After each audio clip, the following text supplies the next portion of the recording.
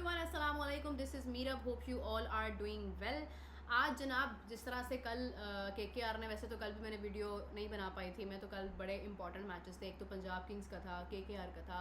दोनों ने बहुत ही शानदार अंदाज में मैच जीता। केकेआर ने फाइनली अपना एक आप कह लें कि पिछले साल का कमबैक अप किया कि they were able to win that match which was really tough. कोई एक्सपेक्ट नहीं कर सकता था कि राजस्थान रॉयल्स को, जो इतनी स्ट्रॉन्ग टीम जा रही है, उसके अंदर वैभव सूर्यवंशी है, जायसवाल है, इतनी तगड़ी टीम है, उसको Kolkata knight riders no doubt एक अच्छी टीम है, बट इस सीज़न में थोड़ा ऑफ जा रहे थे। वो इस तरह से कम बैक करके उन्हें कह लें कि हरा देंगे और उनकी वो जो एक कॉन्फिडेंस था वो बिल्कुल शटर कर देंगे। So they did that. And on the other hand अगर आप पंजाब किंग्स की बात करते हैं तो कंसिस्टेंटली अपने मैचेस जीत रहे हैं और इसमें कोई दूसरी राय नहीं है। आई एम ऑल्सो शॉक्ड कि मैं अपने अल्फाज बदल रही हूँ, but probably according to the points table, according to their matches, हो सकता है कि पंजाब किंग्स जो है वो टाइटल भी जीत जाए। नो डाउट कि ये जो सिलसिला है उनके लिए समवेयर अच्छा हो। लेकिन आपको पता है कि आरसीबी की अगर आप बात करते हैं तो वो अपनी जगह पे बहुत टॉप ऑफ द लिस्ट जा रही है। मैंने पहले भी बहुत तारीफ़ की थी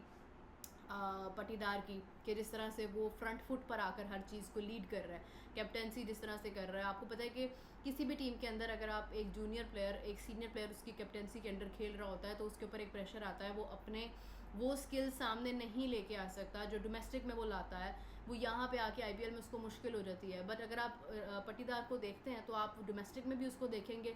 वो आई थिंक मध्य प्रदेश इस तरह करके नाम है कुछ, जहाँ पे वो बेसिकली वहाँ पे भी आपको नज़र आएगा कि बड़ा कॉन्फिडेंस उसका बड़ा हाई है, जो मैंने रिसेंटली सर्च किया, जो मैंने देखा, जो मुझे उसमें नज़र आया। और यहाँ पर भी सेम चीज़ है, उसने इस बात का बिल्कुल असर नहीं लिया कि विराट कोहली उसकी टीम का हिस्सा है। उसने अपनी टीम को टीम समझकर हैंडल किया है, ना कि ये कि वो एक प्लेयर के जो है वो अराउंड रहकर तो वो इन्फ्लुएंस में आता रहे, विच इज़ सो गुड। दूसरी तरफ ये है कि Shreyas Iyer is doing amazing. जैसे मैंने पहले कहा कि एक बड़ी अच्छी टीम जा रही है। सो ये टीम्स तो अच्छा कर रही हैं। मुंबई इंडियंस जिसके अंदर आप कह लें कि एक्सपीरियंस जितने भी प्लेयर्स हैं वो सब इंडियन टीम का हिस्सा है। रोहित शर्मा थे, अच्छा कर रहे थे बट मैचेस नहीं जीत पा रहे थे, तो रोहित शर्मा जो है वैसे भी इंजरी हो गई और वो मतलब बाहर हो गए। उसके बाद रिकल्टन अच्छा कर रहा था, एक मैच में पार्टनरशिप बड़ी अच्छी लगी थी रोहित शर्मा की रिकल्टन की, बट नहीं कुछ हो पाया। फिर उसके बाद आप देखें कि प्रीवियसली क्विंटन डिकॉक की सेंचुरी आई बट वो किसी खाते ना आई। इस मैच में आप अगर स्टार्ट पे देखते हैं तो थोड़ा चेंज हुआ। क्विंटन डिकॉक मतलब कुछ भी नहीं कर पाए शुरू में, टॉप ऑर्डर उतना अच्छा नहीं गया, बट उसके बाद आप देखें कि तिलक वर्मा ने जिस तरह से हमें खामोश करवाया था ना एशिया कप में, लाइक वो एक आउट ऑफ सिलेबस जिस तरह से वो आया था, वो चीज़ उसकी नज़र आई है कि वो बिल्कुल आउट ऑफ सिलेबस। ऐसा नहीं है कि उससे एक्सपेक्टेशन नहीं है, बट ये है कि शुरू में जब आपके पास क्विंटन डिकॉक है, आपके पास जब एक अच्छा स्टार्ट है, अच्छा एक ओपनिंग पेयर है, तो वहाँ पर आकर आप देखें कि इवन स्काई, तो वहाँ पे आपके लिए थोड़ा लाइक आना और यहाँ से कम बैक करना जो है ना वो बड़ा मुश्किल होता है। नमन धीर वॉज समवेयर डूइंग अमेजिंग के बड़ा साउंड, बड़ा टेक्निकली जा रहा था, वो अच्छा कर रहा था, लग रहा था कि ये अपनी एक हाफ सेंचुरी कर लेगा, मैच थोड़ा आगे लेकर जाएगा। बट ये है कि वो उसकी जब विकेट गई तो उसके बाद फिर स्काई के साथ उम्मीदें थी, फिर जब स्काई ने आगे से वो भी परफॉर्मेंस ना दे पाए तो फिर यहाँ पर बारी आई तिलक वर्मा की। Tilak Varma was slow in the start, 22 पर 19, बट 22 पर 19 से लेकर 45 पर 101, I don't know how it happened. मतलब इतना दिमाग, इतने स्किल्स कहाँ से आए भाई, सीरियसली। अब पता चला है कैसे एशिया कप में जो है ना वो मतलब ले गए थे मैच। ऑनेस्टली स्पीकिंग इतना कमाल उस बंदे ने किया है कि लाइक 19 तक तो आप इमेजिन नहीं कर पा रहे थे कि सेंचुरी होगी आज, बट ये है कि the way he did it was superbly amazing. कहते हैं ना एक्सपीरियंस ही होता है, और वो समवेयर दिखा देता है कि वो किसी भी टीम में चला जाए, कभी भी किसी भी हाल में हो, they know how to come back. But I also want to appreciate उनकी मतलब आप कह लें कि सेंचुरी तो हो गई तिलक वर्मा की, बट अब उसके बाद बॉलिंग की जिम्मेदारी थी कि बॉलिंग किस तरह से डिफेंड करती है। जिस तरह से बॉलिंग ने डिफेंड किया है अनबिलीवेबली, हालांकि उस साइड पर Rabada was doing so good, 3 विकेटें तो उन्होंने भी ली हैं, बट यहाँ पर आकर जिस तरह से अश्विनी कुमार ने 4 विकेटें हासिल की, वो चीज़ उसको करना, उसको लाइक कंटिन्यू करना और उस लाइक कॉम्बिनेशन को तोड़ना, वहाँ पे जाके खुद को प्रूव करना, that was really hard. But ये है कि यहाँ पे और आप देखें कि शुभमन गिल है, फिर उसके बाद साई सुदर्शन है, फिर उसके बाद आप देखें कि जॉस बटलर है, कितना मुश्किल टॉप ऑर्डर है, उसको तोड़ना कोई छोटी बात नहीं है। बट ये है कि वहाँ पर जाकर बुमराह हो गया, ये जितने भी इनके प्लेयर्स थे, लाइक इन्होंने they have done their best. फिर उसके बाद आप देखें कि Santner got 2 wickets and last में आकर तो चलें आप कह लें कि गंजफर गॉट 2 विकेट्स, तो वो उसका भी एक हिस्सा डल गया। Overall match was really really amazing. और सबसे बड़ी चीज़ ये कि अगर आप बात करते हैं तो एक तरफ Kamboj, Prasidh Krishna, these guys are doing amazing. Purple cap के अंदर इनकी जो है ना वो लाइक आप कह लेंगे ऊपर नीचे ही हैं कुछ इस तरह से, तो वो एक अलग वहाँ पे सिलसिला चल रहा है। ऑरेंज कैप का एक अलग चल रहा है। तो मतलब ये है कि IPL is known for the diversity they have, the variety they have and the ideas they have। मतलब बहुत अमेजिंग जो है ना वो सारा सिलसिला चल रहा है। And they are lucky enough to have the crowd as well. We are missing the crowd honestly. जो रौनकें लीग्स में क्राउड के साथ होती हैं वो डेफिनेटली क्राउड ही पूरी कर सकता है, उसकी कमी पूरी नहीं हो सकती है। सो हम तो उस चीज़ को मिस कर रहे हैं, बट IPL में वो चीज़ है and people are enjoying that a lot. So आज फाइनली मुंबई इंडियंस की जो सैडनेस थी वो भी क्लियर हो गई है। उनके लिए भी कॉन्ग्रेचुलेशंस के मैसेजेस आ रहे होंगे सारे मुंबई फैंस को, और मेरी तरफ से भी सब मुंबई फैंस को।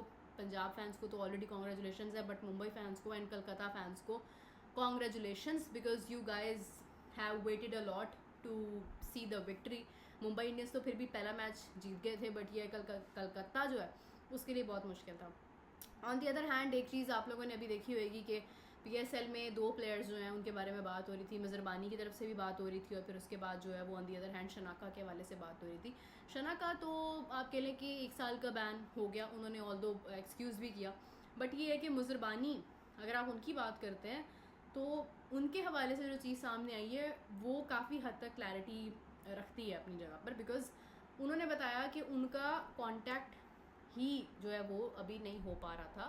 कॉन्ट्रैक्ट तो बहुत दूर की बात है, कॉन्टैक्ट ही नहीं हो पा रहा था। मतलब somewhere he was told something, then उस पर ज़्यादा बात नहीं हुई, then it was stopped somewhere, फिर उन्होंने इंतज़ार किया, फिर कुछ नहीं हुआ, फिर उन्होंने टेक्स्ट किया, वो डिलीवर नहीं हुआ, तो फिर उन्होंने आगे चीज़ें दूसरी तरह से हैंडल करनी शुरू कर दी।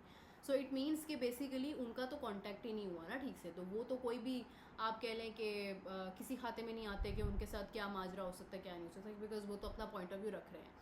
बट यहाँ पर ये था कि शनाका हमारे पास था, बट शनाका को जाना पड़ा, उन्होंने उसके लिए एक्सक्यूज़ भी किया। अब 1 साल का बैन भी है, बट 1 साल ठीक है, डजंट मैटर, IPL खेल लेंगे वो, उसके बाद देखा जाएगा। अभी तो ये है कि असल प्रॉब्लम प्लेयर्स को होगा नेक्स्ट ईयर, क्योंकि उनके पास सब 2 अपॉर्चुनिटीज़ होंगी, PSL खेलने की भी और IPL खेलने के लिए भी। अनटिल अनलेस कि IPL ये रूल पास कर दे कि PSL खेलने वाला प्लेयर IPL नहीं खेलेगा, वो ये रूल पास कर दे तो उससे पहले तो सब ठीक है कि मतलब PSL के अंदर इनको फ़ायदा ही होना था प्लेयर्स को कि एक तरफ पहले ये PSL खेलें, बाद में ये IPL खेलते रहते। तो वो ये कि ऐसा होता भी था।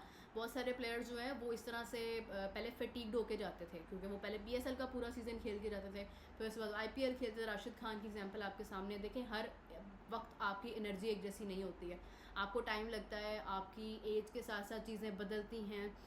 मोहसिन साहब एक बात करते होते हैं कि आपके रिफ्लेक्सेस में फ़र्क आता है, आप विद एज चीज़ें सीखते हैं, इवॉल्व करते हैं। बहुत सारी चीज़ें जो पहले आप नेचुरली कर रहे होते हैं वो आपको विद एज सोच के करनी पड़ती हैं। It happens, we are human beings, और हमारे साथ ये चीज़ें होती हैं। उसको करने के लिए आपको अपने आप को इवॉल्व करना पड़ता है, आपको सीखना पड़ता है, आपको मेहनत और करनी पड़ती है। तो वो चीज़ है कि वो PSL का पूरा सीज़न, फिर IPL का पूरा सीज़न, तो मतलब वो जो पहले होता रहा वो तो होता रहा, but these 2 years have changed everything, you know, कि मतलब उसमें अब एक प्लेयर है वो पहले PSL खेल रहा है, वहाँ पे खेल रहा है, तो पहली बात तो ये है कि ऐसा कोई रूल अभी तक तो नहीं है, बट ये हो भी सकता है। सो वो ये है कि तब तक तो उनके लिए जो प्लेयर्स हैं जो मतलब PSL को चुना या IPL को चुना, उनके लिए तो नुकसान हो गया, because if someone has chosen PSL over IPL, वो वहाँ पे बैन हुआ, उसके लिए एक अपॉर्चुनिटी थी कि वो पहले PSL खेल लेता, बाद में IPL खेल लेता। वैसे ऐसा होता नहीं है, बट ये है कि सिकंदर रज़ा के केस में कुछ, क्योंकि उन्होंने अपना इंटरव्यू दिया था कि मुझे पाकिस्तान से खेलने का शौक़ है, but the question comes there कि क्या सिकंदर रज़ा को कभी IPL ने अप्रोच किया, और अगर किया है तो उसका क्या सबूत है, क्योंकि आई डोंट थिंक सो कि ऐसा कभी हुआ भी नहीं है। मे बी दे नो कि वो आई डोंट नो वेल कि क्या हो रहा है। तो खैर ये है कि बहुत सारे प्लेयर्स जो हैं वो इस क्वेश्चन मार्क पर आएंगे नेक्स्ट ईयर, जब ये दोनों लीग्स गैप के साथ हो रही होंगी। सो अभी तक के लिए जिन प्लेयर्स पर बैन लगा है, जिनको